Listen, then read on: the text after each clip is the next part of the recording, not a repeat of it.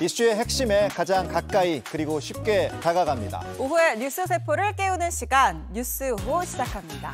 자, 오물부터 치워야 양평 고속도로 둘러싼 정치권 공방, 그리고 새 방통위원장으로 지명된 이동관 대외협력특보 이야기 나눠봅니다. 신림동 흉기 난동 사건을 일으킨 조선. 사건 일주일 만에 검찰에 송치되는 모습이 언론에 공개됐습니다. 네, 뉴스 후 먼저 쇼츠트랙부터 달리겠습니다.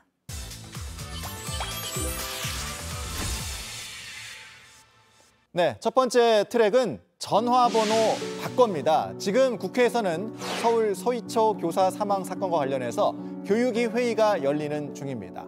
학교와 관계기관의 전후 조치와 대응이 적절했는지 따져보는 겁니다. 자, 이런 가운데 숨진 교사가 지난해부터 학교 측에 학부모 민원과 관련한 상담 요청을 10차례나 한 것으로 확인됐습니다. 이른바 연필 사건 관련해서도 이미 2차례 상담을 진행했는데요. 이 교사가 학부모가 개인 번호로 여러 번 전화해 놀랐고 소름이 끼쳤다 도움을 요청했지만 학교 측은 얼른 전화번호 바꾸라고만 권유했습니다. 또 다른 상담 기록에선 선생님 잘못이라는 말을 자꾸 들으니 가스라이팅처럼 느껴진다며 힘들어했는데요. 교육위에서는 교사의 정당한 지도는 고의나 중대 과실이 아닐 경우에 아동학대 범죄로 보지 않도록 하는 내용의 초중등 교육법 개정안도 본격적으로 논의합니다. 네, 두 번째 트랙 가겠습니다. 좌중우러 열병식입니다. 북한 김정은 국무위원장이 이른바 전승절 70주년 맞이 열병식에 참석했습니다. 좌 중국, 우 러시아, 양국의 고위급 인사들과 함께 흐뭇한 표정으로 열병식을 지켜봤죠. 직접 연설은 하지 않았습니다. 신형 무인기들이 행사장 상공을 비행하는 퍼포먼스도 펼쳤습니다. 미국의 고고도 무인 정찰기 글로벌 호크 리퍼와 똑 닮아 있는 모습인데요. 김 위원장이 직접 무기 가이드를 자처해서 러시아 쇼이구 장관을 안내하기도 했습니다. 자, 남다른 편집술을 발휘한 신형 무기 영상까지 이렇게 따로 제작을 했더라고요. 이게 이제 북한이 직접 편집을 한 그런 영상인 거죠? 그렇습니다. 북한이 공개한 그대로인데 화성 18형부터 온갖 핵무력 총 집합해놨습니다. 아무래도 미국을 의식한 행보로 풀이됩니다.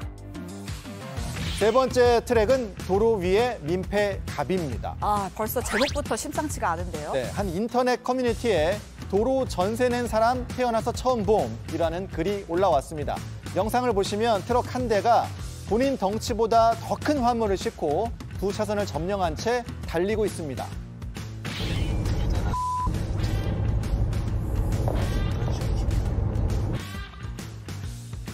네, 요새 이런 사람 보고 하는 말이 있습니다. 진짜 선 넘네. 자, 목격자는요, 수십 대가 넘는 차들이 이유도 모른 채 줄을 섰다면서 이제 황당해했습니다. 고정해놓은 끈도 조금 얇아서 불안해 보이거든요. 과정 여부도 확인을 해봐야 할 것 같습니다. 자, 아찔한 장면이 또 있었습니다. 통나무인지 파이프인지 잘 보이진 않는데 어떤 물건을 싣고 달려오는 트럭 한 대. 저 자칫 타면 앞유리 바로 그당 부딪히겠는데요? 그렇습니다. 옆으로 피해서 다행이지 아니면 큰 사고가 났을 겁니다. 네, 혼자 쓰는 도로가 아니잖아요. 사고 난 뒤에 후회 말고 미리미리 안전 운전입니다. 네 번째 트랙은 돼지가 도로로 우르르입니다. 돼지가 도로로 우르르요? 네, 소방대원들이 돼지를 실은 트럭이 열심히 물을 뿜고 있습니다. 애타는 속도 모르고 돼지 몇 마리는 트럭 바깥으로 탈출을 감행하고 있고요. 몇 마리는 또 바닥에 쓰러져 있습니다. 네, 여기가 전북 군산입니다. 오늘 정오쯤에 돼지 70마리를 싣고 달리던 트럭 타이어에 불이 붙었다는 신고가 접수됐습니다. 불이 나서 뜨겁고 또 물도 뿌리고 하다 보니까 절반에 가까운 30마리가 도로로 우르르 쏟아져 나온 거죠. 불은 약 30분 만에 꺼졌습니다. 다행히 다친 사람은 없었고요. 네, 돼지들은 조금 다친 것 같기도 한데 다 잘 실은 건가요? 네, 이게 도로다 보니까 2차 사고 위험이 있잖아요. 네. 도로 일대를 신속하게 잘 통제를 해서 전원 포획을 했습니다. 소방당국은 브레이크가 과열된 걸로 보고 정확한 화재 원인을 조사 중입니다. 지금까지 쇼츠트랙 달려봤습니다. 네, 시내 원룸으로 이동하기 전에 본방사수 인증샷 이벤트 알려드립니다. 네, 오늘도 합니다. TV나 유튜브 온라인으로 본방 사수하는 모습 인증샷으로 찍어서 보내주시면 추첨을 통해서 매일 한 분께 영화표 2장을 보내드리고 있습니다. 발표는 매일 방송 마무리하니까 지금 당장 본방사수 인증샷 고고하시고요. 지금 나가고 있는 뉴스오 인스타그램 또는 이메일로 보내주시면 됩니다.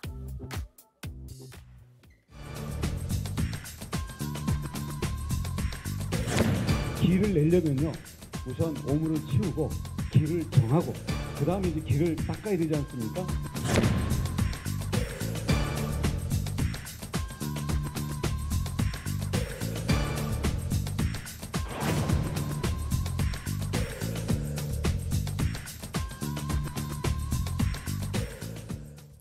네, 5시 뉴스 오후 오늘 정치권 이야기는 시내 원룸 초록방에서 하겠습니다.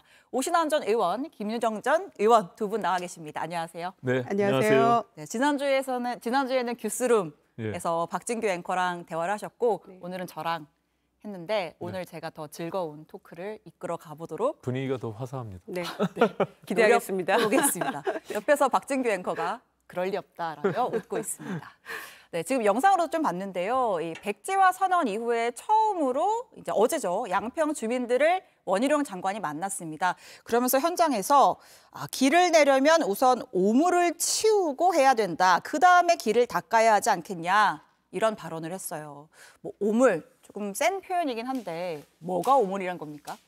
백지화 선언 아니고 잠정 중단. 예. 지금 조금씩 그렇게 네. 옮겨가고 있는데요. 네. 아무래도 이게 어쨌든 그 예타 후에 원안이 변경된 노선이 네.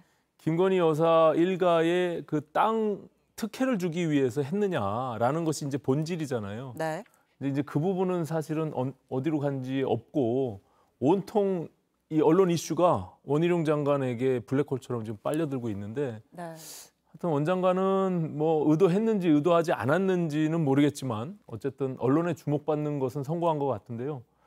하루빨리 이 부분에서 국민적 피해를 최소화하고 줄일 수 있는 방식으로 이것이 접근해 가야 됩니다. 그러면은 이제 공개된 자료들을 토대로 해서 아니면 추가적으로 필요한 자료들을 공개하고 네. 전문가들 의견들을 취합하고 근본적으로 이것이 아까 말씀드린 그런 특혜를 주기 위해서 옮긴 거냐 네. 아니면은 정말 필요에 의해서 그것이 그쪽으로 네. 갈 수밖에 없었느냐 이런 부분들을 좀 냉정하게 봐야 될 것 같고요. 네. 사안의 본질이 아니라 그를 둘러싼 정치권 공방을 오물이라고 표현한 거다. 그렇죠. 이제 사실이죠. 뭐 민주당에서 그 아까 말씀드린 그 본질에 접근하기보다는 오히려 그것들을 자꾸 괴담 형식으로 뭐 이렇게 하는 부분들에 대해서 오물이라 표현한 거죠. 예. 반론이 있으실 것 같은데. 네.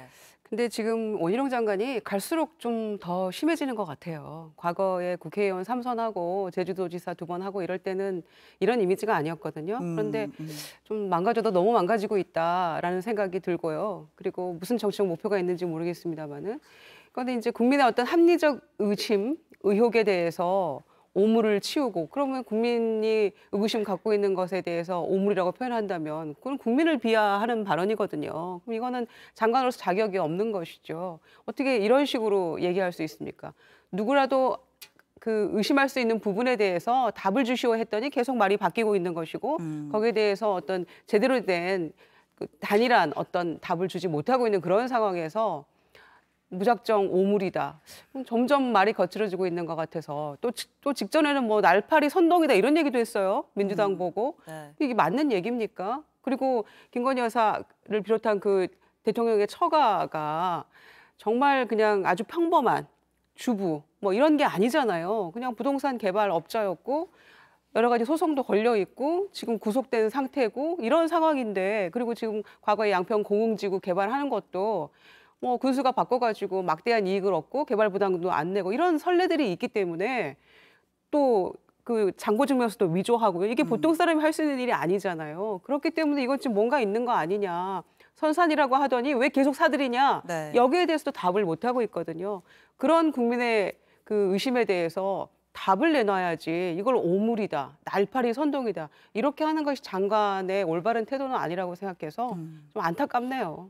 그러니까 하여튼 노선 변경에 대해서 김건희 여사 일가의 땅이 있는 것 자체가 사실은 의혹과 의심을 줄 수 있는 여지는 있다고 봅니다. 예. 근데 그것이 지금 김유정 의원님 말씀처럼 합리적 의심, 합리적 의혹이 되려면 합리적으로 좀 접근해야 될 필요가 네. 있다. 민주당도. 그러니까는 이게 본말이 전도돼서 지난번 상임위에서의 그 민주당 의원들의 질의도 네. 사실상 조금 수준 이하가 아닌가 이렇게 생각이 들고요. 물론 뭐 이게 조사나 뭐 수사의 한계가 있기 때문에 네. 국회의원들이 접근할 수 있는 자료 내에서 한다는 것이 분명히 무리가 있을 수 있어요. 그러면은 저런 식의 어떤 그냥 장관, 국무위원하고의 뭐 말장난 같은 저런 형태로는 어떤 의혹도 저는 밝힐 수가 없다. 이렇게 되면 내년 총선까지 그냥 정쟁으로 이게 어떻게 보면은 흙탕물 진흙탕 싸움이 될 가능성이 있기 때문에 정부의 입장에서도 그렇고 이 부분을 좀 빨리 정리하고 털어내기 위해서는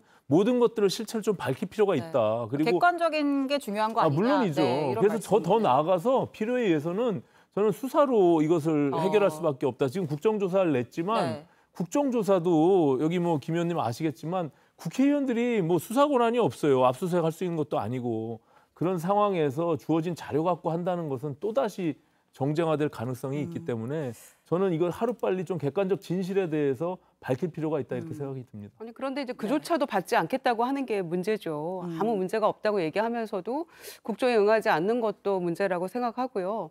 합리적으로 여러 가지 문제 제기를 사실 해왔죠. 계속 얘기를 했기 때문에 아마 듣는 국민들도 아마 지겨우실 겁니다. 2년간 전문기관에서 예타를 통과한 안에 대해서 왜 2달 만에 용역업체가 이걸 바꾸느냐. 처음에는 양평군이 바꿨다고 해놓고 왜 용역업체가 바뀌었다고 말을 바꾸느냐. 노선의 55%를 바꾸는 이 변경안에 대해서 왜 예타도 하지 않느냐. 이거 모든 것을 누가 지시를 한 거냐. 어떤 과정으로 이렇게 바뀐 것이냐에 대해서 정확하게 똑 떨어지는 답을 못하고 있다는 것. 그것이 가장 문제라고 보고요. 그래서 국조도 필요한 것이고 장관이 저런 식의 태도를 보여서는 안 된다고 다시 한번 말씀드립니다. 알겠습니다. 어제 원희룡 장관이 양평 주민들을 만났을 때 뭐 좋은 이야기 사실 듣지만은 못했어요. 어제 현장 목소리 잠깐 들어보고 이어가겠습니다. 국민의힘이든지 민주당이든지 다 필요 없어요. 정치적인 쇼를 하지 말라고요. 네, 알겠습니다. 이걸 너무 정쟁으로, 너무 언론으로 몰고 갈 것이 아니라 양평의 발전, 국익 차원에서 모든 것을 해결한다면은 그렇게 어려운 문제는 아니라고 봅니다. 네, 지금 뭐 여야 둘 다 정치화하지 말라 뭐 이런 반응인데, 그러니까 두 분이 생각하는 해법은 앞에 좀 저희가 들은 것 같고요. 또 얘기가 잠깐 나오긴 했습니다. 원희룡 장관의 발언이 좀 세진다. 두 분 다 공감을 하시는 것 같아요. 사실 원 장관의 이미지가 원래는 이렇게 막 센 발언을 하는 이미지는 아니었고 좀 합리적인 캐릭터도 갖고 계시고 한데 최근에 이렇게 발언 수위가 거칠어지는 이유 뭐라고 보십니까? 뭐 과거에도 이제 정치인들을 장관으로 임명했을 때 벌어지는 일들입니다. 문재인 정부 때도 뭐 추 장관이나 아시다시피 뭐 다 그런 일들이 있었는데 향후에 정치를 계속 할 사람들이잖아요. 다음 행보를 고려해서. 그리고 이게 일반적인 어떤 관료 출신의 국무위원이 아니라 정치인 그리고 그 이전에 대선에 출마했던 정치인이었잖아요. 그러니까 당내에 혹은 뭐 지지층에 본인이 좀 어필하고자 하는 행보, 정치적 행보와 많이 이렇게 접목돼 있는 측면들이 분명히 있죠. 핵심 지지층에게 좀 지지를 받기 위한. 그리고 현장에 가는 것도 저런 것도 그렇고 상임위에서 일반적인 국무위원들의 답변 방식하고는 좀 다르죠. 그래서 사실 그것이 조금 선을 넘나드는 경우가 있는데 저는 뭐 국무위원으로서 또 이제 정치인인 국무위원이지만 어쨌든 국민을 상대로 하는 국회에서의 국회의원들에 대한 답변이니까 그 부분은 좀 항상 명심할 필요가 있다 이렇게 생각이 듭니다. 공감하실 것 같은데요? 네, 공감하고요. 특히 집권 초기에 이제 작년에 취임하고 나서 대통령이 이런 얘기하셨죠. 스타 장관이 많이 나와야 된다 이런 얘기 했었죠. 그런데 지금 가장 스타는 누굽니까? 한동훈 장관이잖아요. 뭐 일각에서는 좌청룡 500호에 좌동훈, 우상민이 그렇죠. 있는데 이상민 장관까지도 포함이 되는 건데 뭐 그동안 탄핵 관련해가지고 주춤했었으니까요. 그래도 가장 언론의 스포트라이트를 받는 분은 이제 한동훈 장관이죠. 이쪽 정권의 입장에서. 그래서 원희룡 장관이 좀 조바심이 난 것 같아요. 한동훈만 스타냐 나도 스타다. 뭐 이런 차원에서 하고 있는 게 아닌가 싶고요. 최근에 이 백지화 선언하고 이런 상황에서 이 양평 고속도로 관련해가지고 한동훈 장관보다 이 시점에서 가장 더 주목을 받았거든요. 더 주목받는 건 아마 처음 있는 일인 것 같아요. 1년 2개월 만에 취임하고 나서 대통령. 그래서 그런 상황이기 때문에 뭐 정치적 입지를 다지기 위한 윤희숙 의원 뭐 표현대로 그럴 수 있겠지만 중요한 건 그러면 이렇게 정치를 하면 본인이 뜻한 바를 이룰 수 있느냐 소위 대의를 그건 아니라고 보는 거죠. 그래서 안타깝다는 말씀이에요. 알겠습니다. 지금 뭐 저희가 며칠째 이제 원희룡 장관 이야기를 하고 있는데 또 뭐 새로운 이야기 나오면 또 전하고요. 두 번째 주제로 넘어가 보겠습니다. 이재명 대표가 직접 지시해서 측근 의원을 이화영 전 부지사 가족에게 보냈습니까? 전혀 사실도 아닌 내용을 그렇게 버젓하게 국회의원의 이름을 대놓고 누구야? 장해찬? 면회 간 적도 없고 부인은 얼굴도 모른다. 그게 사실은 분명한 팩트거든요.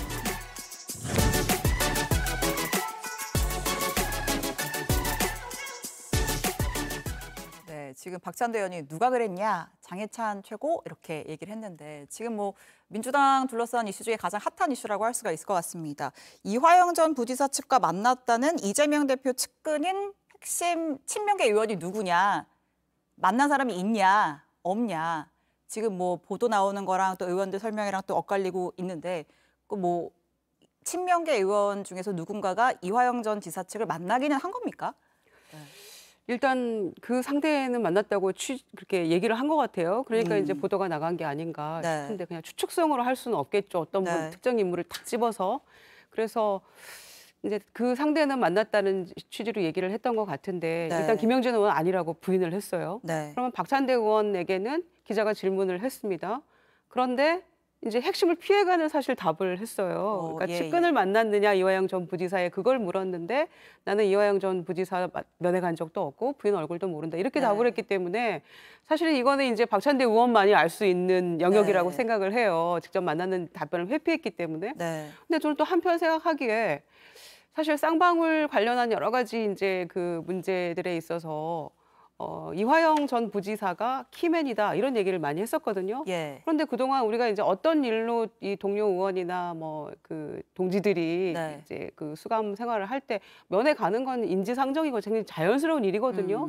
그래서 저는 의외로 면회를 한 번도 안 갔다는 것을 조금 놀랐거든요. 네. 면회 가는 건 자연스러운 일이고 가서 고생한다 이렇게 얘기하는 거는 사실 통상하는 일인데 근데 동지이면서도 사건 관계자의 이제 측근이 가는 거다 이렇게 보여질 수도 있잖아요. 근데 이제 그건 최근 일인 예, 거고요. 이제 그동안에 말이죠. 네. 그동안에 한참 됐잖아요. 벌써 이 재판이 계속됐던 게. 그래서 이제 안 갔다고 하니까 그건 면회 기록 보면 알 테니까 그건 거짓말은 아닐 것 같아요. 네. 그런데 이제 그러면 이전 부지사의 측근을 만났냐는 얘기는 지금 뭐 답이 없으니까 네. 그건 확인해 봐야 되겠습니다만은.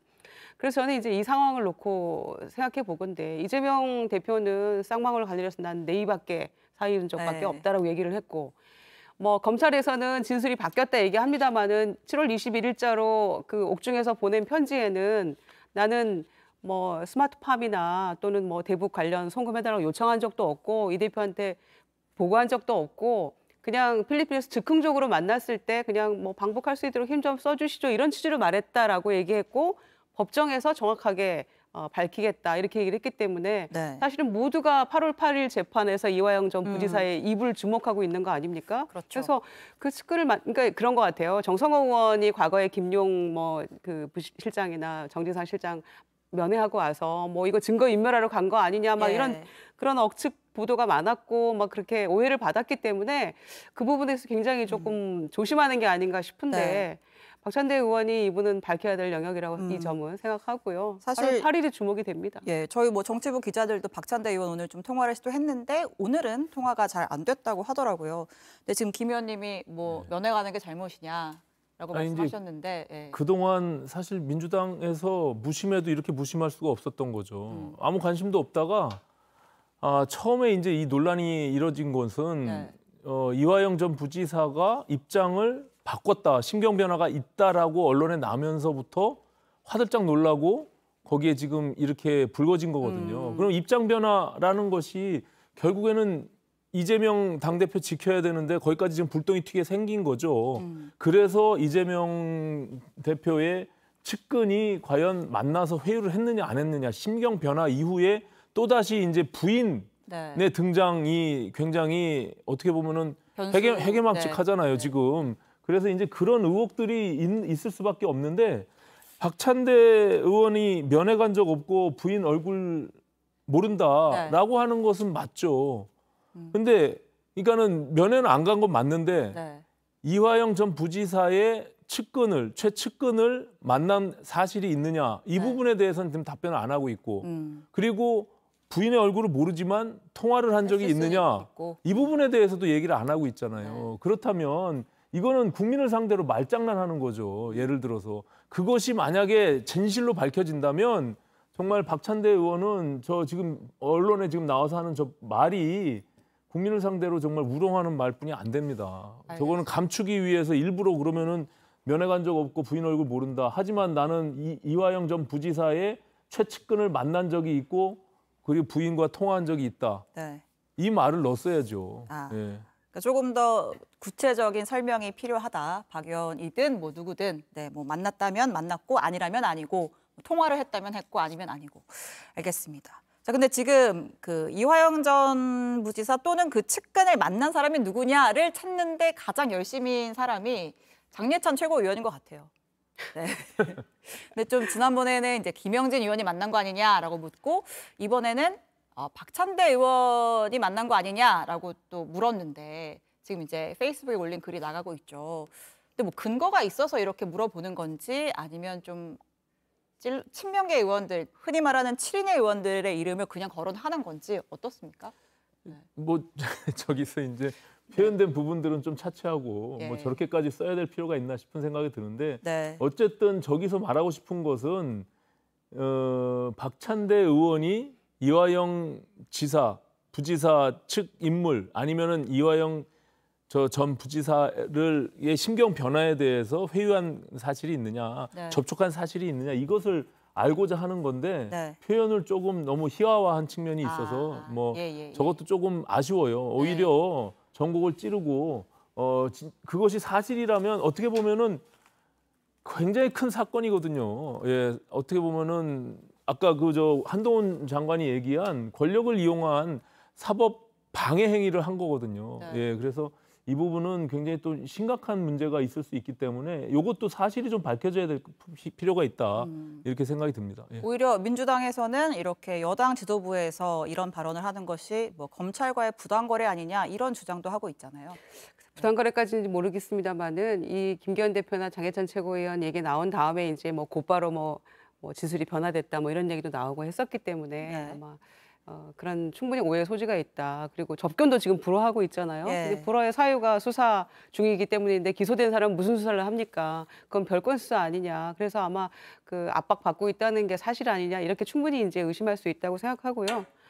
아니 장해찬 최고위원은 청년 최고위원이면서 이렇게 우리 정치를 하향 평준화시키는데 기여하면 안 되죠.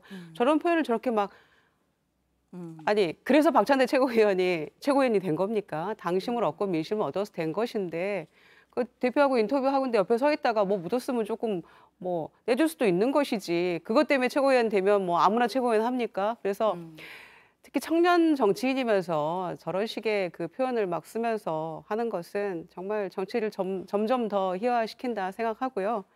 이렇게 확인되지 않은 것을 이렇게 직접적으로 SNS 마구 올리면서 이렇게 하는 정치, 이런 게 선동 정치 아닌가요? 근데 최근에 조금 며칠 사이에 바뀐 것은 제가 볼 때 일단 이화영 전 부지사가 심경 변화가 있었느냐에 대해서도 사실 확실치가 않았어요. 근데 지금 시점에서는 민주당도 그건 인정하는 분위기예요. 뭔가 분명히 변화가 있다. 거기에 국정원 문건, 압수수색했던 문건과 그리고 쌍방울에 컨설팅했던 그 기록이 아주 그 주요한 증거가 됐다. 그래서 이게 이화영 전 부지사의 입장에서는 그동안 그냥 쌍방울은 쌍방울이고 나는 나다 여기까지 이렇게 거리두기를 했었는데 이게 도저히 달리 방법이 없는 상황까지 온 거죠. 증거로서. 그래서 이게 자칫 잘못하면 본인이 모든 걸 다 뒤집었을 수밖에 없는 상황이 된 거죠. 그래서 형량에 대한 문제를 고민하지 않을 수밖에 없는 그런 상황이 왔기 때문에 결국 자기는 주범이 아니다라는 뭐 심경 변화가 있을 수밖에 없다. 이것이 합리적인 추론이 아닌가 이렇게 보여집니다. 알겠습니다. 자, 저희가 또 해볼 이야기가요. 어제 윤석열 대통령 부부가 이제 부산을 갔습니다. 부산에 가서 자갈치 시장도 방문을 하고 또 이런저런 이야기를 했는데 현장 모습 잠깐 보고 또 이야기 이어가겠습니다.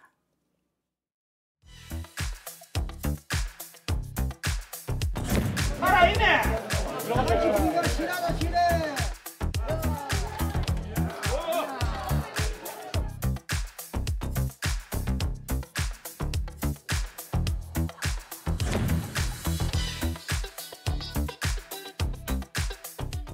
네, 마지막에 나왔죠. 현명한 국민들은 괴담에 흔들리지 않을 것이다. 이런 얘기를 했습니다. 아무래도 이제 후쿠시마 오염수 문제를 겨냥한 발언으로 보이는데 대통령의 이 발언 어떻게 평가하십니까? 네. 대다수 국민이 반대하고 있는데 그러면 반대하고 비판하면 멍청한 국민 되는 겁니까? 그래서 그 반대나 비판을 괴담이라고 규정하는 것도 정말 매우 잘못된 그 발언이라고 생각하고요. 오염수 방류 전에 지금 부산 자갈치 시장 가서 붕장어 맛있죠, 요즘에. 맛있게 드는 게 지금 그러면은 소위 괴담을 지금 뭐 없애는 그런 방법입니까? 네. 지난번에 수산시장 가서 그 수조에 물 떠먹는 그 의원들의 정말 그 안타까운 모습이 떠오르는, 연상되는 그런 상황이라고 보고요. 네. 대통령이 지금 하실 일은 1차적으로는 반대를 명확히 했어야 되고 두 번째는 지금 지난번에 나토 가서 한일 정상회담 때 하신 얘기가 있잖아요. 네. 방류 점검 과정에 우리 전문가 참여시켜 달라 했는데 일본 답이 없잖아요. 그럼 일본에 왜 답이 없는지 묻고 촉구하고 이런 거 해야지 국민을 안심시키는 방향으로 가야 되는 거 아닙니까? 네. 불안해하고 계시는데 두 번째는 최근에 나온 뉴스가 있잖아요. 국제연구기관에서 이 방류 관련해가지고 대응을 어떻게 세울 것인가, 생태계에 미치는 영향은 무엇인가, 사회 경제의 영향은 무엇인가, 결과 보고서가 나왔는데 비공개를 한다는 거예요. 왜 비공개로 합니까? 바로 이게 과학인데. 그리고 향후 10년간 매년 10억씩 들여가지고 이 조사를 하기로 했었는데 그것도 중단시킨다는 거 아닙니까? 그러면은 우리는 과학이고 이거 반대하고 불안한 국민들은, 너네 야당은 괴담이다, 선동이다 이렇게 얘기를 했었는데 과학적으로 국민을 안심시키려면 이 연구보고서도 다 공개하고 네. 향후에 지금 30년간 방류한다는데 10년간 이것도 못한다면 어떤 걸 과학이라고 강변하실 건지 궁금하고요. 붕장어 드시면서 이걸로 지금 해결될 수 있는 문제는 아니라고 생각합니다. 어쨌든 현장에서 지금 어려움에 처해 있는 이 수산업 종사자들, 예. 또 시장의 민심 이런 것들을 청취하는 데 있어서는 뭐 전 대통령께서 워낙 현장에서 에너지를 다시 되찾는 그런 스타일이에요. 그렇기 예. 때문에 저는 뭐 나쁘지 않은 행보다라고 생각을 하지만 네. 그 일부 지금 말씀드린 대로 국민들이 과학적으로 안전한 부분, 또 국민들이 안심하는 부분, 네. 이 부분은 좀 다를 수가 있거든요. 그래서 더 과학적으로 안전하다는 것을 통해서 국민들께 안심시키기 위한 여러 가지 작동들을 좀 해야 되고요. 또 한 가지는 수산업 피해에 대해서도 네. 지금 어쨌든 많은 지금 뭐 매출이 지금 떨어지고 있는 네. 부분들이 있잖아요. 그것에 대한 수산업 종사자들에 대한 정부 대책 이런 것들도 현장을 통해서 더 점검해 볼 수 있고 준비할 수 있는 네. 그런 시간이 됐으면 좋겠다 이렇게 생각합니다. 알겠습니다. 그 어제 현장에서 나왔던 그 발언이 이제 한 상인이 이제 요새 너무 힘들다 뭐 이렇게 토로를 하니까 그런 와중에 나왔던 발언이라고 대통령실이 설명을 하기는 했습니다. 자, 오늘 마지막 살펴볼 거 저희가 오후에 한 컷으로 준비했는데요. 사진 바로 주실까요? 네. 네, 오늘 윤석열 대통령 신임 방송통신위원장에 지금 사진으로 나오는 이동관 특보를 지명을 했습니다. 이동관 후보자가 이제 후보자죠. 네, 공정한 미디어의 생태계를 복원하겠다라면서 이제 대한민국에도 BBC 같은 국제적으로 신뢰받고 인정받는 공영방송이 있어야 한다라고 했습니다. 우리나라의 이제 공영방송이나 방송은 좀 공정하지 못하고 신뢰받지 못하나요? 아니 근데 저희가 뭐 이동관 지금 후보자의 경우도 민주당이 네. 뭐 어떻게 보면은 언론 장악, 편향성 이 부분에 대해서 우려를 하잖아요. 예. 근데 불과 2019년도에 한상혁 방통위원장 있을 인사청문회도 똑같은 방식으로 국민의힘에서 당시에 문제 제기를 했어요. 그보다 더 좌편향적인 사람이 어디 있습니까? 그리고 실제 지금 뭐 TV조선 재심의 과정에서도 이것이 기소가 돼서 지금 재판이 진행되고 있는 현실로 드러난 일입니다. 그렇기 때문에 이것을 뭐 단순히 지금 이동관 지금 후보자에 대해서 그렇게 일방적으로만 그냥 매도할 것이 아니라 한번 청문회를 통해서 지금 또 마찬가지로 의혹을 지금 제기하고 있는 부분들이 있잖아요. 그것들도 본인의 입장이나 여러 가지 내용들을 좀 들어볼 필요가 있다. 저는 그렇게 생각을 합니다. 김유정 의원님은 아마 좀 다른 말씀을 하실 것 같은데 오늘 이제 이 후보자 지명 관련해서 여야 반응이 나온 게 있어서 그거 잠깐 듣고 마저 듣겠습니다.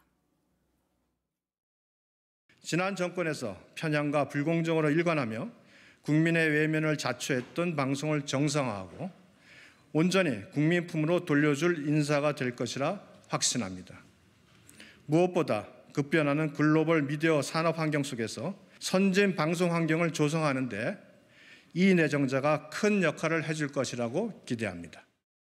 문제가 많고 방송 장악 의도가 명확한 이동관 특보를 방송통신위원장이 임명 강행하는 것은 그야말로 국민을 무시하는, 국민을 우습게 하는 처사라고 생각됩니다. 결코 있어서는 안 될 폭력적 행위라는 생각이 듭니다. 그 내정설이 돌고 나서 네. 한동안 뜸했잖아요. 예. 그래서 접나 보다 이렇게 생각을 했었는데 네. 결국에는 민심에 반하는 이런 그 후보자가 되고 말았네요. 그래서 참 걱정이 크다는 말씀 드리고요.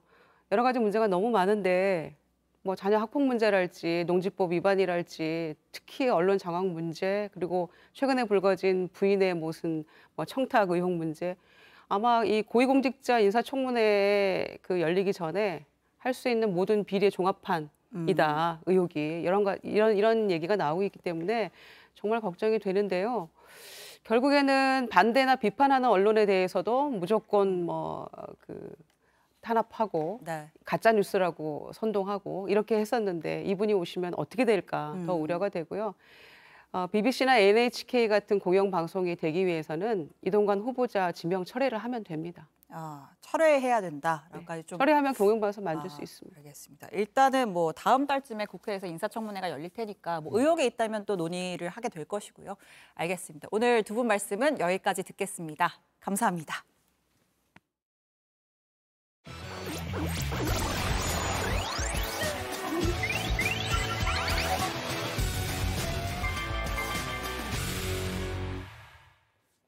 네, 세상 모든 이슈를 풀어봅니다. 이슈 언박싱. 자, 오늘 너무 덥습니다. 더우셨죠? 자, 기상청의 폭염특보 상황 지도를 보겠습니다. 거의 전국 모든 곳에 폭염 경보 주의보가 내려져 있습니다. 빨갛습니다. 각별히 주의하셔야겠습니다. 너무 더우니까요. 일단 시원한 영상부터 제가 준비를 했습니다. 세종대왕 이순신 장군과 함께하는 물놀이. 오늘부터요 서울 광화문 광장에 설치된 물놀이장입니다. 길이 8m짜리 워터슬라이드, 미끄럼틀도 있고요. 도심 속에서 잠시나마 더위를 식히는 그런 공간입니다. 자, 본격적으로 얘기하겠습니다. 하지만 하루 종일 물속에 들어가 있을 수 없잖아요.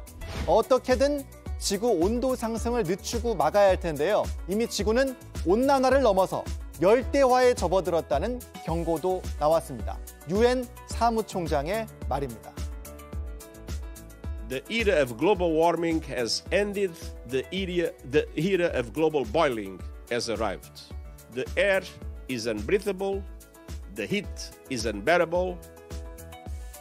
네, 지구가 끓어오르는 시대. 이 표현이요 절대 과하지 않습니다. 현재 미국, 유럽, 중국, 세계 곳곳에서 40도가 넘는 폭염이 나타나고 있으니까요. 세계 기상기구 분석을 보시죠. 올해 2023년 7월 제일 마지막에 있죠. 지구 역사상 가장 더운 7월이라는 설명입니다. 지금 상황을 놓고 7월 기록이 예외로만 남을 것 같지 않다. 지구 온도가 급격하게 상승하는 추세라는 게 전문가들의 예측입니다. 자, 이 자료를 하나 더 보시면요. 그럴만합니다. 온실가스 배출의 주범 중 하나입니다. 석탄 수요가요 줄지 않습니다. 계속 늘어납니다. 지난해 전 세계 석탄 수요는 사상 처음으로 80억 톤을 넘었고요. 올해는 0.4%포인트, 0.4% 더 늘어날 걸로 예측이 됩니다. 중국, 인도, 인도네시아 등 신흥 경제 국가들이 석탄 수요 증가를 이끌고 있는 그런 상황이거든요. 자, 그러면 석탄 소비를 줄이고 있는 미국, 유럽 등 선진국들은 그럼 책임이 없냐? 그렇게 볼 수도 없죠. 선진국들은 먼저 석탄을 펑펑 쏘았으니까요. 자, 현재 상황은 이제 더 이상 니 탓 내 탓 할 수 있는 상황은 아닌 것 같습니다. 전 세계적인 협력이 필요합니다. UN 사무총장의 한마디를 더 듣겠습니다. Leaders must lead. No more hesitancy. No more excuses. No more waiting for the others to move first. 자, 과연 이기심을 딛고 세계는 하나로 뭉칠 수 있을까요? 다시 광화문 물놀이장 모습. 자, 이렇게 신나 있는 우리 아이들이 지금보다 더 뜨거운 세상에 살게 해서는 안 될 텐데 말이죠. 자, 오늘 이슈 언박싱은 여기까지 풀어봤고요. 하나만 더, 본방사수 인증샷 제공지 들어갑니다. 지금 TV나 유튜브로 뉴스 오후 본방 사수 중인 모습을 인증샷으로 찍어서 보내주십시오. 추첨을 통해서 영화 티켓 2장을 보내드립니다. 인스타그램이나 이메일로 보내주시면 됩니다. 방송 끝날 때 당첨자 공개하겠습니다.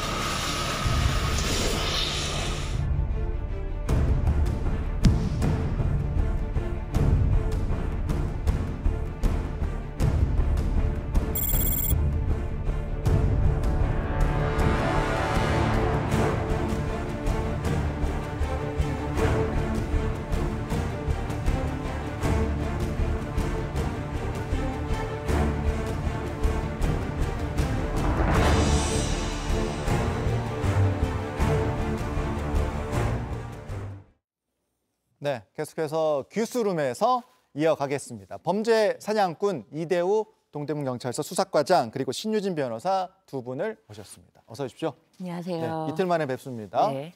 자, 딱 일주일 전이었어요. 지난 금요일에 발생을 했던 신림동 흉기 난동 사건. 이제 한 명을 살해하고 3명이 중상을 입힌 조선. 오늘 검찰에 송치가 됐습니다. 이틀 전에 이제 신상 공개가 됐을 때 저희가 얘기를 했었는데 그 이후에 이제 처음으로 언론에 얼굴이 또 공개가 된 겁니다. 네. 잠시 보고 오겠습니다. 죄송합니다. 계획했다는 거 인정하십니까? 언제부터 계획하신 건가요? 홍콩 묻지마 살인 검색하신 거 맞나요? 네, 오늘 모습은 일단 뭐 지난 그 영장 심사 때는 네. 이제 마스크를 썼었고 모자를 썼었는데 오늘은 이제 마스크도 없고 모자도 없는 그런 모습입니다. 어떻게 보셨어요? 사실 그 이대우 형사님, 네. 그 다시 내가 모자를 쓰고 마스크를 쓰겠다고 우기면 네. 경찰 입장에서는 무조건 또 벗길 수 없는 거 아닙니까? 어떻습니까? 뭐 그럴 수는 있습니다. 예. 근데 지금 오늘 저렇게 시청 모자와 공개가 됐죠. 얼굴을 가리지 않은 거는 예. 그동안 그 우리 신상 공개 신상 공개하기 전에는 예. 그것과 상관없이 예. 우리 그 수사 형사들이 예. 피의자 인권 차원에서 인권 보호 신상 공개 차원에서 결정이 되지 않았었기 때문에 그거하고 상관없이 예. 되든 안 되든 상관없이 모자도 제공하고 예. 마스크도 이렇게 제공을 해서 예. 가려줬습니다. 예. 그런데 지금은 그 신상 공개가 결정이 됐잖아요. 예. 그렇기 때문에 굳이 그렇게 해주지도 않아도 되고 예. 국민적 관심사나 사회적으로 관심이 너무 많기 때문에 예. 그대로 공개한 것 같습니다. 네. 지금 보면 아까 이제 죄송합니다라고 말을 했고 짧게 잠깐 얘기했어요. 그러니까 계획 범죄였냐 이렇게 물었을 때 저희가 볼륨을 높여서 들었더니 아까 들으신 분들도 있을 거예요. 네라고 분명히 얘기하는 입모습도 네라고 하는 모습이 좀 보였거든요. 이제 계획된 범죄라는 걸 네라고 이제 답을 한 그런 상황이에요. 네, 이 조선이 네. 이 범죄 전에 네. 이미 뭐 자신의 그 사용하던 PC라든지 네. 휴대전화 초기화하고 PC는 네. 아예 망치를 부수고 네. 이런 정황이 이미 포착이 되었는데 네. 알고 보니 홍콩 묻지마 살인 사건을 검색한 것까지 다 이미 나온 거예요. 이게 지금 보도가 됐어요. 그러니까 조선이 홍콩 그 사건을 검색을 해봤다는 거잖아요. 네, 그렇습니다. 이 사건은 뭐 지난 6월 2일에 홍콩의 예. 한 쇼핑몰에서 예. 이 30대 남성이 흉기를 휘둘러서 예. 20대 여성 2명이 사망했던 사건인데요. 네. 이 사건과 이제 유사한 모습도 있는데 네. 예를 들면은 뭐 인근에서 흉기를 바로 이제 구입하는 그런 과정이라든지 흉기를 얻는 과정이라든지 그런 거는 비슷한 면이 있지만 예. 이 홍콩 묻지마 살인 사건을 검색한 끝에 본인이 뭐 정신병원 강제 입원, 정신병원 탈출 이런 키워드도 검색을 했다고 해요. 네. 그런데 이 조선은 정신병원 기록은 2013년 이후로 전혀 없다고 하고 예. 이 홍콩 사건에서는 좀 정신병력이 있었던 사건이다. 근데 네. 본인의 심신미약을 주장하려는 네. 것이 아니냐 이제 이런 주장이 있는 거죠. 보니까 그 조선의 지인이 이제 경찰 뭐 참고인 조사를 받은 모양이에요. 그래서 네. 경찰 진술할 때 이제 누군가 조선이 그 지인에게 이런 얘기를 했다는 거죠. 누군가 좀 때려서 죄를 짓고 교도소에서 1, 2년 올 것 같다 이렇게 지인한테 미리 얘기를 했다는 거. 이건 무슨 심리, 어떤 내용이라고 보세요? 그러니까 이미 범행을 저지르고 난 이후에 자기가 근거될 것을 예측하고 있었다고 보여지고요. 그리고 나서 그 진술 과정에서 처음에 뭐 마약을 했다. 그리고 우울증을 앓고 있다. 이렇게 이야기를 한 것은 자기가 그런 칼부림 사건을 저지르고 나서 심신미약을 주장하면서 재판 과정에서 감형을 받기 위해서 거짓말을 한 걸로 보입니다. 그런데 경찰 수사로 그런 것들이 애초에 계획된 범죄고 사실과 다르다는 것이 밝혀졌기 때문에 뭐 그렇게 말한 게 아닌가 생각이 됩니다. 일단 지워도 포렌식을 하면 이제 다 나오기 때문에 계획 범죄였던 정황이 이제 드러났고 사건 일주일 만에 검찰에 송치가 됐습니다. 뭐 검찰이 이제 뭐 추가적으로 범행 동기라든가 뭐 수사할 부분들을 또 수사할 것으로 보이고요. 그리고 한 말씀만 드리면은 이 심신미약을 자기가 아무리 주장하고 자기가 연기하고 뭐 정신병이 있는 것처럼 얘기를 해도 이게 다 이 뭐 검사든 판사 이렇게 판단하는 게 아니고 이 전문의, 정신과 의사 감정을 통해서 결정이 되는데 그분들은 이런 사람들의 심리만 계속 연구하기 때문에 이 사람들이 감형을 위해서 오히려 병이 있는 것처럼 꾸미는구나. 이거 단박에 알아보십니다. 그렇기 때문에 이런 거 노력 자체가 전혀 무의미하다. 다 분석을 할 수 있다. 뭐 이런 분석이셨고 이 사건 이후에 이제 추모 공간이 이제 신림역에 만들어진 공간이 있는데 이 사건 뭐 그냥 뭐 어처구니 없는 사건으로 넘길 수도 있겠지만 좀 어떻게 이럴 수 있냐 이렇게 온라인에서는 또 분노하시는 분들이 많아서 간단하게 얘기를 좀 해볼게요. 그러니까 이 추모 공간이 있는데 이곳을 자신의 경제적 이득을 위해서 이용했다는 그런 얘기가 지금 나오는 것 같아요. 어떤 사건이에요? 이 사건은요. 지난 26일에 온라인 커뮤니티에 올라온 사진입니다. 그리고 흰 국화들 사이로 뭐 과일 박스가 하나 있는데요. 여기에 이제 성금함 유족에게 전달 이렇게 쓰여 있어요. 근데 이 상자는 그 노숙자인 60대 남성이 임의로 갖다 놓은 겁니다. 그리고 현장을 찾았던 피해자의 지인이 이걸 발견하고 화가 나가지고 강제 철거를 했습니다. 근데 이 남성은 그런 거에 대해서 신경 쓰지 않고 계속해서 이렇게 갖다 놨다고 합니다. 실제로 이제 이게 유족에게 전달 것이라고 전달될 것이라고 착각한 일부 시민들이 뭐 성금도 내기도 했다고 합니다. 그러니까 그 유족과는 전혀 관계가 없는 사람이 저 성금함이라는 걸 만들어서 갖다 놨다는 거죠. 성금함이라고 써서. 맞습니다. 저 박스를 보십시오. 너무 그 딱 봐도 저게 그 조잡하게 앵보리 스타일의 박스입니다. 그래서 유족과는 전혀 상관이 없고요. 60대 그 노숙자 앵보리라고 그 확인이 된 걸로 알고 있습니다. 자, 이거를 이제 뭐 지나가는 시민분들이야 헷갈릴 수 있잖아요. 근데 이제 이거를 옆에 상인분들은 계속 그 자리를 지키고 있으니까 이 사건, 이 상황을 보고 좀 많이 황당해했던 것 같아요. 그렇죠. 심지어 이 남성이 초반에는 자신은 이 주변의 상인들로부터 뭐 27일까지 공간을 운영하기로 한 동의를 받았다 이렇게 이야기를 한 거예요. 그런데 막상 상인들을 직접 인터뷰를 해보니 상인들은 그런 건 자체가 없다. 이건 자발적인 공간이었고 우리는 오히려 장사가 안 돼도 이게 너무 슬픔이 있는 공간이기 때문에 이걸 참고 있는 거지. 뭐 이거의 추모 공간에 대한 어떤 동의라든지 성금에 대한 이런 건 일체 없었다라고 하는 거예요. 거짓말을 한 거죠. 이렇게 거짓말을 한 걸 보면은 이 남성은 처음부터 자신이 이렇게 다른 사람들에게 성금을 하겠다라는 기망행위를 통해서 자신의 경제적 이득을 취하겠다라는 목적이 보이기 때문에 이 자체가 사기죄가 됩니다. 경찰에서 입건해서 이제 수사하고 있다고 하는데 어떤 부분으로 입건을 하는 걸까요? 어떤 혐의로? 이 경찰에서는 이제 기부금품 위반 혐의로도 이제 조사를 하고 있다라고 하는데 제가 살펴보면은 기부금품법 위반이 되려면은 이 기부행위 모금을 하고자 하는 자는 1,000만 원 이상의 1,000만 원 이상부터 대통령령이 정하는 금액까지 모금을 하려는 자는 등록을 해야 된다. 등록하지 않고 함부로 기부금품을 모집하면 안 된다 이런데 이것보다 이거는 3년 이하 3,000만 원 이하의 벌금이거든요. 그런데 사기죄는 10년 이하 1,000만 원 이상의 벌금형이 처하기 때문에 예. 훨씬 더 중한 죄입니다. 그래서 예. 만약에 이게 두 개가 예. 같이 이제 적용이 된다. 그래서 뭐 상상적 경합범 가중이 된다 하더라도 중한죄 정한형으로 처벌되기 때문에 이 사기죄가 적용될 것 같습니다. 네, 알겠습니다. 어떻게 보면 뭐 저런 일까지 벌이나 싶을 수도 있지만 또 한편으로 생각하면 왜 저렇게까지 하는가에 대해서 또 분노하시는 분들이 있어서 잠깐 이야기를 나눠봤습니다. 자, 다음 얘기할 사건이 있는데요. 이 사건도 많은 분들의 공분을 불러일으키고 있는 논란이 된 그런 사건입니다. 이게 어떤 사건이냐면 울산 태화강 남양축제라는 축제인가 봐요. 지역 네. 축제인데 보면 이제 제16회라고 써 있는 거 보면 꽤 오래된 것 같고요. 굉장히 좀 인기 있는 축제인가 봐요. 이거 네. 어떤 축제고, 근데 뭐 어떤 부분이 논란이 된 겁니까, 변호사님? 이 축제가 지금 네. 말씀하신 것처럼 16년 동안 네. 이 울산 지역에서 연극 축제를 이루어지는 건데 연극 축제. 예, 연극 축제인데 이제 예. 대숲에서 뭐 여러 가지 축제 코너인데 이 예. 당시 이제 호러 남양 축제라고 해서 호러물로 예. 하겠다라고 했는데 알고 그러니까 시민들이 봤더니 이제 더우니까 예. 한여름에 이제 오싹오싹하게 하는 남양 축제 뭐 그런 축제인가 봐요. 예.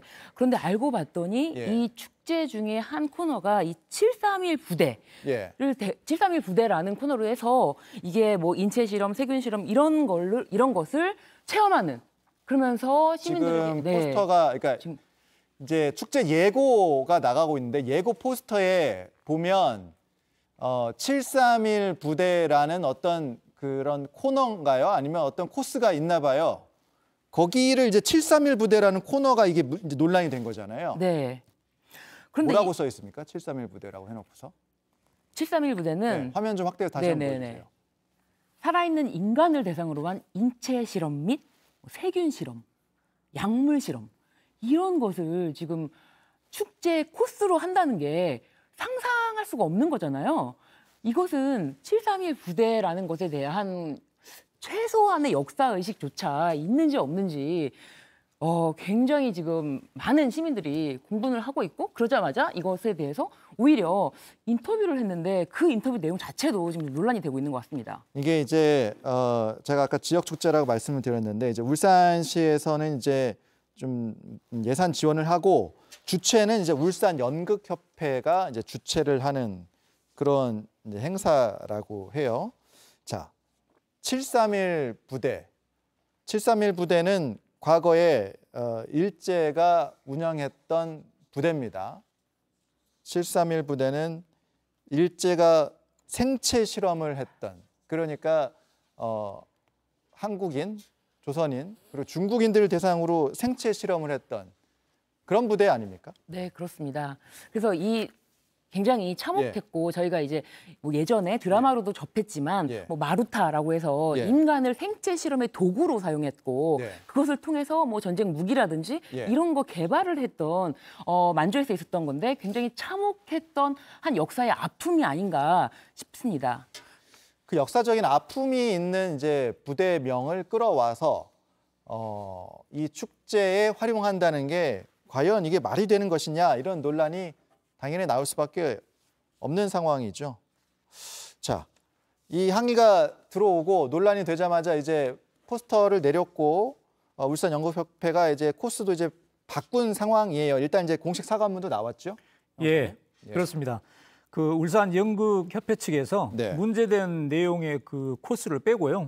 그 대박상회라는 그 새로운 코스를 짜가지고 넣었습니다. 그리고 그 공식 사과문도 낸 걸로 확인이 됐습니다. 근데 이 사과문 내용도 너무 짧은 것이 아니냐 뭐 이런 의견도 있더라고요. 너무 사과가 짧고 단편적인 것 아니냐 이런 큰 역사적인 사건을 가지고 이 축제 이용해 놓고서 사과문이 너무 짧은 것 아니냐 이런 의견이 나오는 상황. 그래서 저희가 저희 제작진이 직접 울산 연극협회에 전화를 해서 어떻게 된 일인지 한번 들어봤습니다. 잠깐 듣고 오겠습니다.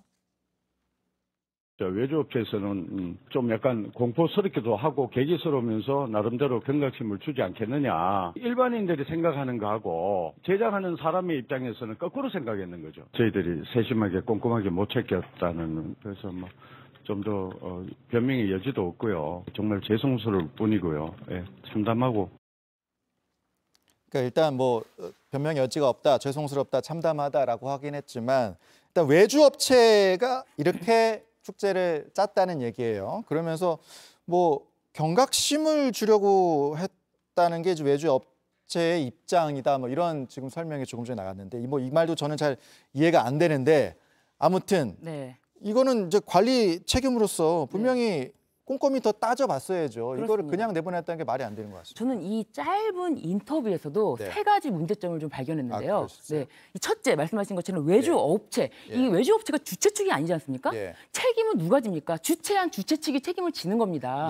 근데 첫 번째 단어에서는 외주업체가 이것을 기획했다라는 식으로 책임 떠넘기기, 이 발언은 굉장히 문제가 있다고 보고요. 두 번째는 일반인들이 생각하는 것과 거꾸로 생각한다. 이런 호러물을 주최하는 사람은 거꾸로 생각한다. 아니 일반인과 주최 측과 모두 역사의식은 공통된 거 아닙니까? 대한민국 국민이라면 이런 기본적인 소양과 역사를 지닌 사람이라면 이거를 단지 축제에 이용하기 위해서 이용하는 행위가 얼마나 끔찍한지 이게 느끼지 못한다는 게 말이 안 되고, 세 번째 마지막으로 말씀드리면 저희가 세심하고 꼼꼼하게 살피지 못했다. 아니 이거는 이 코스의 제목이 731 부대라고만 봐도, 아니 꼼꼼하게 살피지 않아도 이것만 보더라도 너무 화가 났는데 어떻게 이거를 살피지 못했다고 하면서 뭐 세심하지 못했다라고 하는데 이거는 계속 뭔가 빠져나가기 위한 발언이 아닌가. 이 인터뷰 자체에도 굉장히 문제가 있다고 보여집니다. 울산시 예산도 조금 지원이 되더라고요. 얼마 지원이 됩니까? 예, 울산시 예산에서 무려 2억 5천만 원 예산 보조금이 지원이 된다고 해요. 보조금도 다 세금이잖아요. 그렇습니다. 울산시 입장은 뭡니까? 근데 울산시에서도 이 사실이 파악하지 못했다. 파악하지 못했다. 네, 파악하지 못했다라고 하는데, 그러니까 주최 측에서는 외주업체 책임을 들고 심지어 국민의 혈세인 2억 5천만 원이 들어갔는데 이 울산시에서는 이 보조금을 지원하면서도 파악하지 못했다. 다 남탓만 하고 어떤 책임지는 모습이 없는 행태를 보여지니까 이게 아무리 작은 일이라고 뭐 치부하고 이 행사를 더 이상 하지 않는다 하더라도 굉장히 국민들의 공분이 끊이지 않는 거죠. 옆에서 범죄 사냥꾼이 막 들썩들썩 하셨어요. 좀 분노하신 것 같습니다. 뭐 이거 분노가 되죠. 왜냐하면 이런 생체 실험이라는 그런 악행을 일삼은 731 부대에 대한 그런 행적이 담긴 아픈 역사를 이 축제의 소재로 삼아가지고 했다는 것 자체가 역사의식이 없고 비난받아도 마땅하다고 생각합니다. 알겠습니다. 오늘 좀 마지막에 좀 공분을 불러일으키는 사건을 좀 전해드려서 꼼꼼하게 이런 축제는 모두가 다 국민들이 즐기는 축제잖아요. 꼼꼼하게 좀 체크를 해야 되겠습니다. 오늘 두 분 말씀은 여기까지 듣도록 하겠습니다. 고맙습니다. 감사합니다.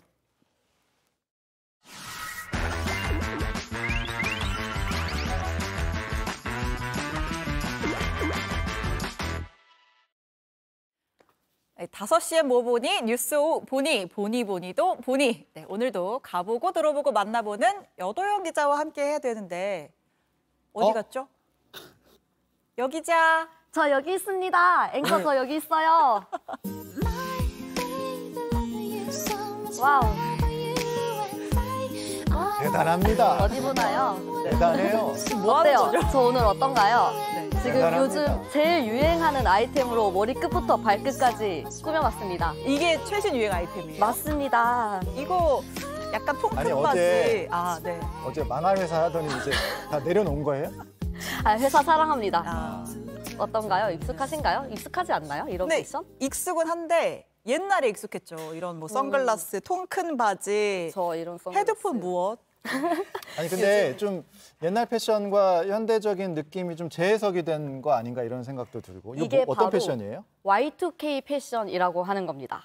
Y2K 뭐 저는 압니다. 혹시 뭐 또 모르시는 분들이 많으실 수 있어서 설명을 좀 해주시죠. 이 Y2K의 Y는 year, 그 다음에 K는 천을 뜻하는 킬로의 앞글자라서요. 예. Y2K라고 하면 2열 2000, 2000년이라는 말입니다. 네. 이게 왜 이렇게 불렸냐면요. 90년대에서 2000년이 될 때 컴퓨터가 숫자 2000을 인식하지 못해서 밀레니얼 버그라고 하는 사소한 오류들이 발생하기도 했는데요. 이때부터 Y2K는 2000이 된 겁니다. 이때 막 난리였어요. 멸망하면 어떡하나. 뭐 컴퓨터들이 오작동을 해가지고 네. 핵무기들이 발사될 수 있다 막 난리였는데 그때 그 얘기 모르죠? 저는 기억이 없습니다. 그래요? 그런 이야기는. 네. 생생하시죠? 기억이 박재규 앵커는. 그럼요. 그때 막 이불에 숨어있던 기억이. 네. 근데 그럼 Y2K 유행이라고 하면은 그 2000년대 초반, 뭐 초중반에 유행했던 그때 패션을 말하는 거예요? 딱 그때 패션입니다. 그래서 제가 2000년대에 도대체 앵커들은 어떻게 입었을까 궁금해서 사진 준비해달라고 했는데 준비하셨죠? 네, 하나 찾았습니다. 네. 크게 보니까 더 놀라운데요? 놀라워요? 네. 언제인 거죠? 이게 사실 2000년대 초반은 아니고 제가 대학생 때니까 2000년대 후반이긴 한데 그래도 놀라운데요? 비니 쓰고 뭐 하나 하고 있죠. 네. 패셔너블하네요. 근데 제 눈에 지금 딱 Y2K 아이템이 보였습니다. 있어요 여기에? 네. 있어요. 뭐가 있어요? 앵커 발에 저거 뭐죠? 여기까지 올라오는 흔히 말하는 이제 발토시 양말. 발토시. 네. 발토시라고 하면 너무 옛날 표현이고요. 그래요? 요즘은 저걸 레그 워머라고 합니다. 저거 근데 실제로 블랙핑크, 르세라핌 이런 친구들도 신고 있거든요. 제니가 신는 거. 네. 그래서 제니보다 더 앞서간 앵커다. 네. 아니 그런 말 안 들을. 네. 팬클럽에서 전화 올 수 있어요. 무리를 좀 빚을 뻔했네요. 네. 다음 그러면 박앵커로 넘어가 볼까요? 박앵커 사진. 저는 Y2K랑 전혀 그냥 관계없어요. 그냥 그냥 옷이에요. 2000년도에 무슨 일이 있었던 거죠? 이거 2002년에 그냥 평범한 모습이에요. 근데 옷이 문제가 아닌 것 같은데. 이때도 가발을 쓰고 계신 것 같은데.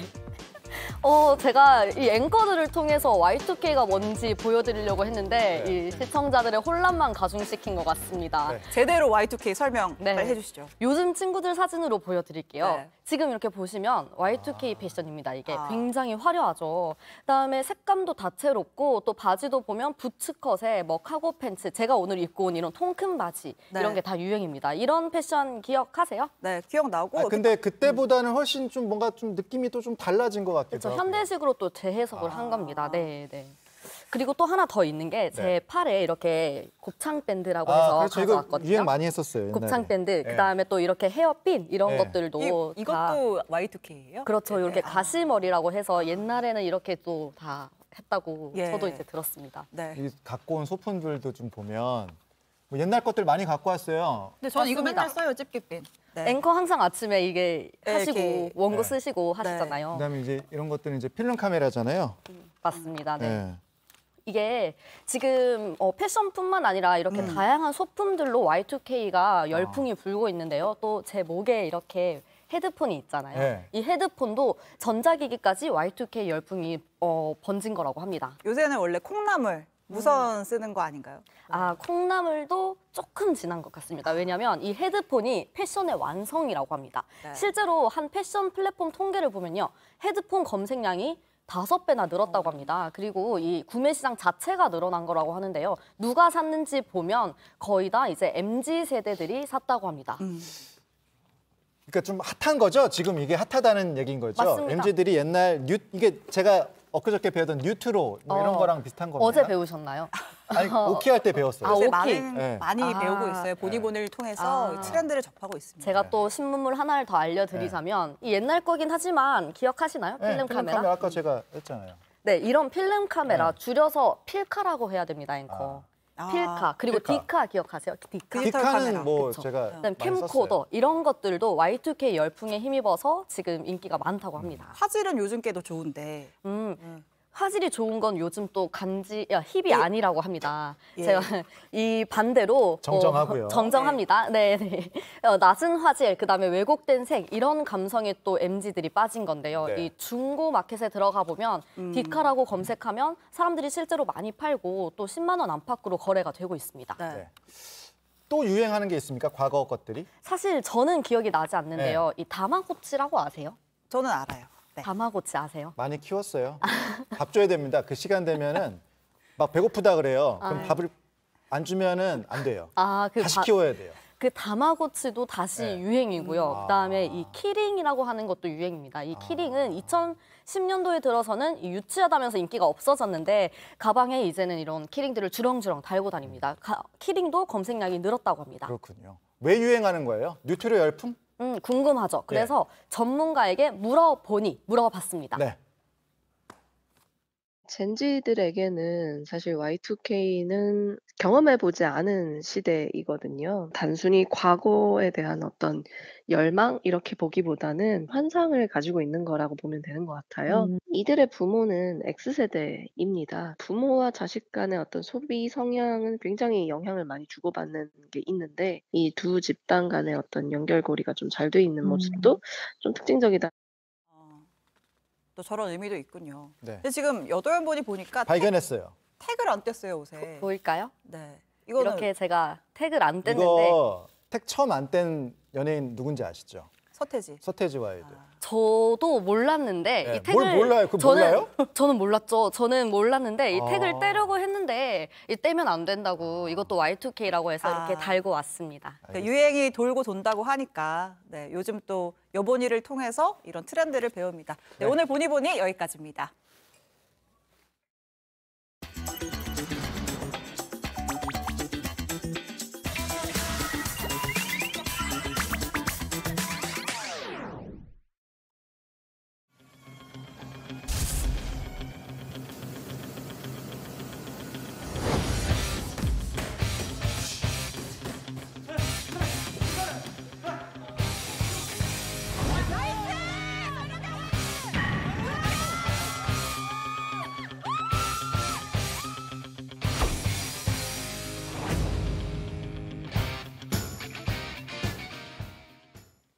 네, 오후의 티키타카는 인터뷰 코너입니다. 티키타카 주거니 받거니 하면서 진솔한 이야기 들어보고요. 방금 얼굴 비쳤는데 현역 의사 주목 1위 네, 서려정 순천향대 천안병원 소아청소년과 교수와 함께하겠습니다. 안녕하세요. 안녕하세요.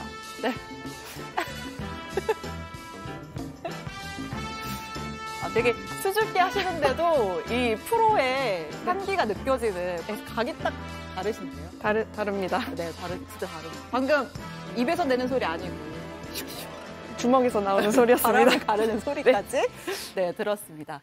네, 분명 제가 호칭을 교수님으로 했는데 네. 그리고 나서 갑자기 이제 복싱 얘기를 하고 복서, 의사 뭐 제가 호칭을 어떻게 해야 될까요?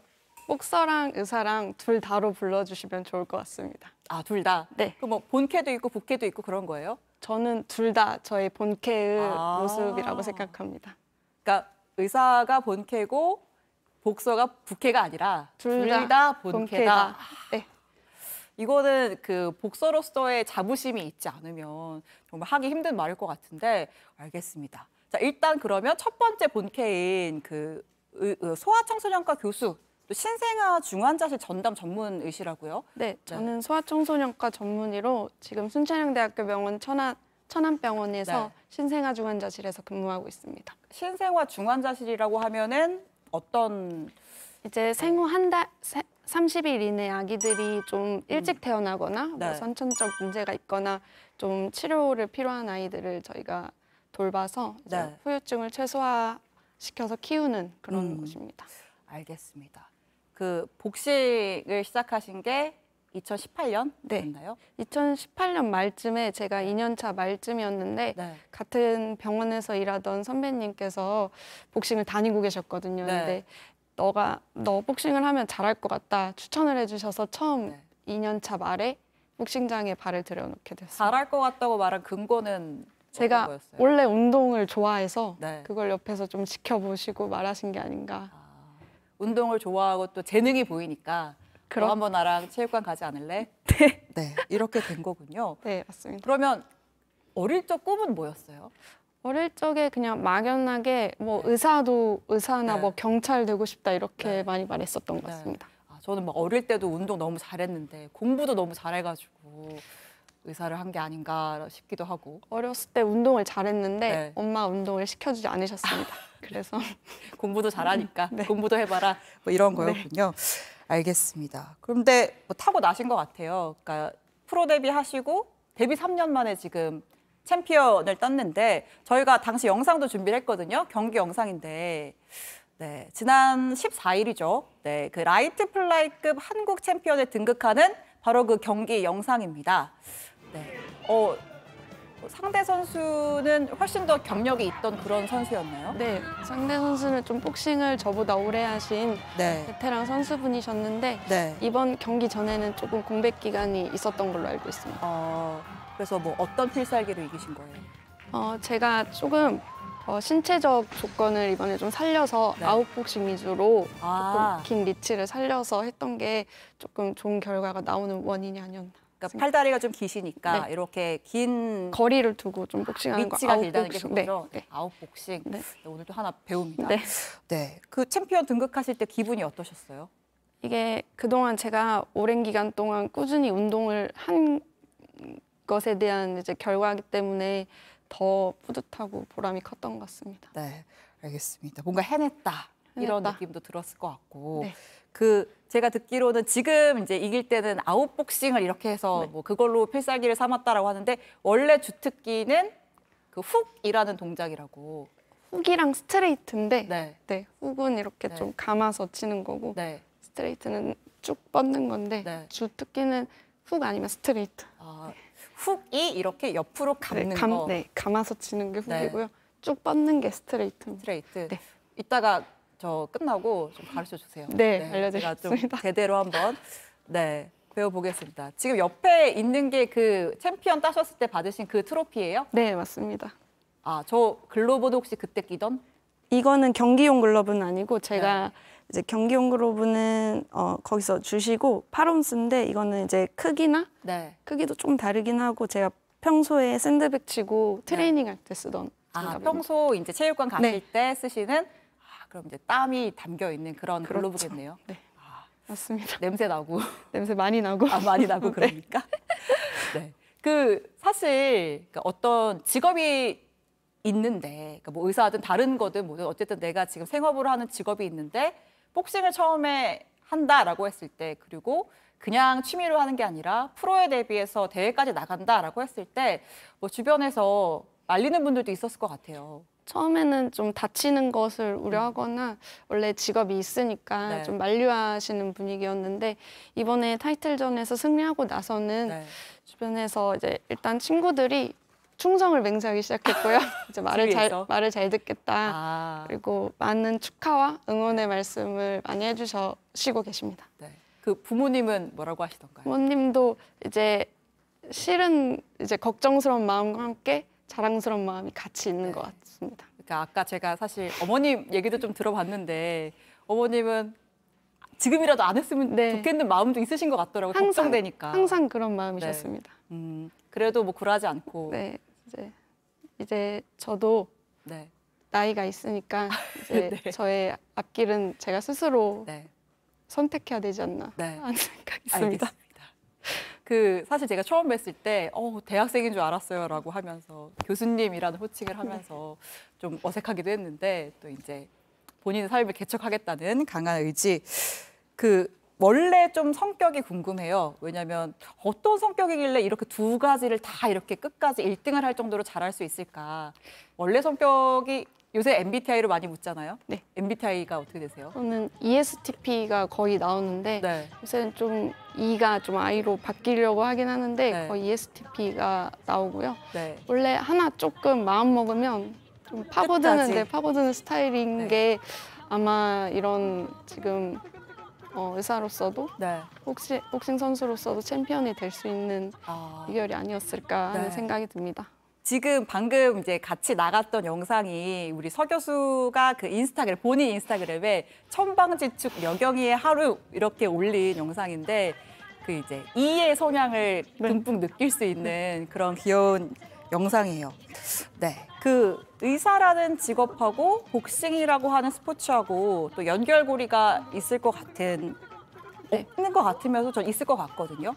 어떤 공통점이 있을까요? 제가 병원에서도 주로 아이들을 보는 소아과 의사이기 때문에 이제 복싱 선수랑 괴리감이 좀 크다는 말씀들을 많이 해주셨는데 사실 신생아주간자실이나 링 모두 좀 긴장감이 많이 있어야 되고 제가 이제 집중을 해서 이제 정확한 판단을 내려야 된다는 점에서는 일정 부분 좀 일맥상통하는 면이 있지 않나 하는 생각을 합니다.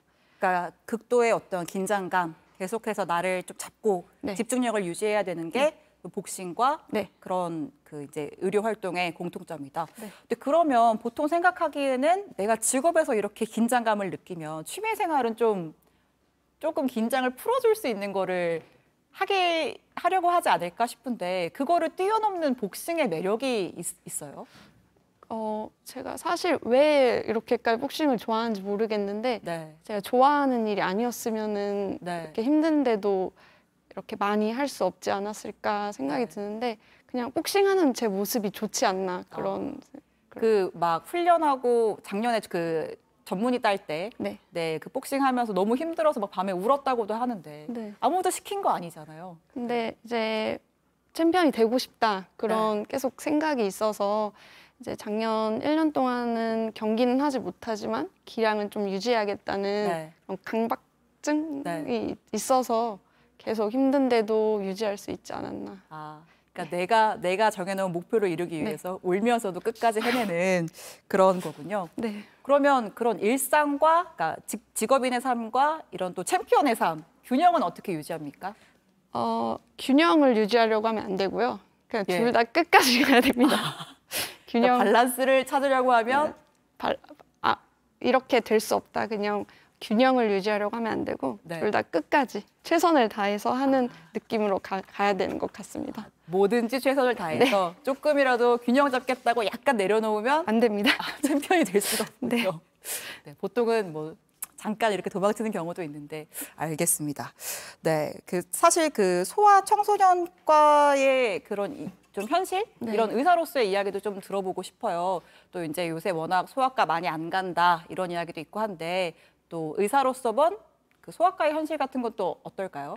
지금 보면은 소아청소년과를 지원하려는 전공의가 전국적으로 거의 아예 없다고 보면 될 정도로 현실적으로 되게 열악한 상황인데 거의 은퇴를 앞두신 교수님들까지 밤 새면서 당직을 쓰면서 커버하시면서 겨우겨우 되게 굉장히 열악한 상황에서 유지를 하고 있는 상황이거든요. 그거는 저희 병원뿐만 아니라 다른 병원들도 그런 걸로 알고 있고 그래서 지금은 그렇게 커버가 되지만 좀 시간이 흐르면 이제 아예 젊은 소아청소년과 의사도 아예 없어질 거고 이제 몇 년 지나면 상황이 더 심각해질 거라고 생각이 들고요. 그리고 사실 소아는 소통이 안 되고 통제가 안 되고 그런 보호자분들도 아픈 아이들 때문에 예민한 보호자들을 상대하는 게 굉장히 스트레스가 큰데 반해서 탁과에 비해 어떤 수가라든지 이런 보상은 낮은 측면이 있어서 사실 이게 좀 제도적으로 보완이 되지 않으면은 계속 더 나빠질 문제가 아닌가 하는 생각이 들고 사실 지원자가 없는 것뿐만 아니라 제 주변에 보면 이미 수련을 마친 소아청소년과 의사들도 다른 과로 옮기는 경우도 많아요. 그래서 좀 문제가 심각하다고 생각합니다. 알겠습니다. 서 교수님이 열심히 활동을 해서 또 소아청소년과도 알리고 또 복싱도 알리고 두 마리 토끼를 잡는 그런 삶을 이루시길 기원을 하겠습니다. 오늘 짧게 인터뷰 나눴는데 시간 내주셔서 정말 감사합니다. 감사합니다.